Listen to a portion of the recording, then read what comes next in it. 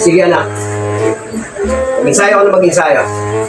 Para maging malakas at matatag ang iyong pangangatawan. Sige. Yan ang dapat sa'yo. Mag-ensayo. O, tama na yan. Yan ay para lumakas ang iyong bisig at ang iyong kamay. Maging mabilis. Sipa! Sipa! Sipa! Ganito na, pagsisipa ka, tang! Yan ang tinatawag na 45 kick. Hi! Tira! Okay, good! Roundhouse! Hi! Roundhouse! Good! Saba! Okay, front kick! Hi! Yan, front kick! Okay, pag magbibigay ka na, lagi lang naka-on guard at lagi gagamitin ang lakas, talino sa pakikipagdigma. Yan ang palagi mong tatandaan na masyado pang kulang ng iyong kalaban. Kailangan mong mag-ensayo ng todo para lumakas ang katawan, maging mabilis paglaban, ang hand-to-hand combat. Kailangan mailapat mo sa mga giging kalaban mo. Kailangan lagi mong gagamitan ng talas ng paningin, ng pakiramdam, pandinig, at talino, anak. Kailangan maibigay mo ang dapat na pang-strike sa kanila. Kaya lagi mong pag-aaralan ang aking tinuturo sa iyo. Dahil pagdating ng panahon, magagamit mo sa pansariling lakas mo yan. Lagi mong tatandaan na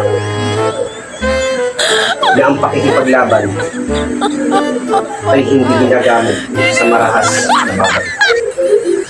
Naiintindihan mo ba? Kailangan marunong kang madisiplina.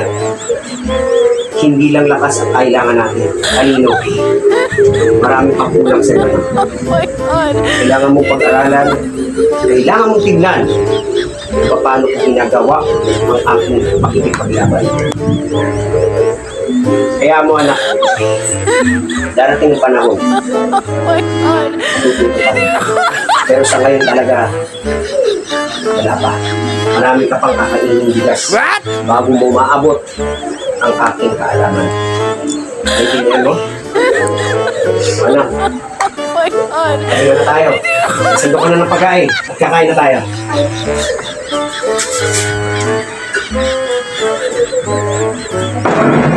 Salamat, anak.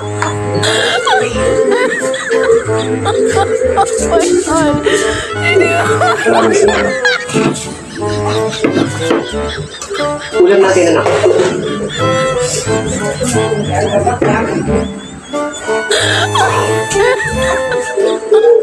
Oh my God!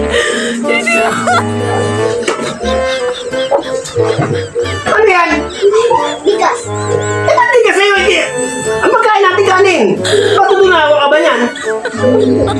Ba't siya kinain mo? Ba't siya nilatag mo?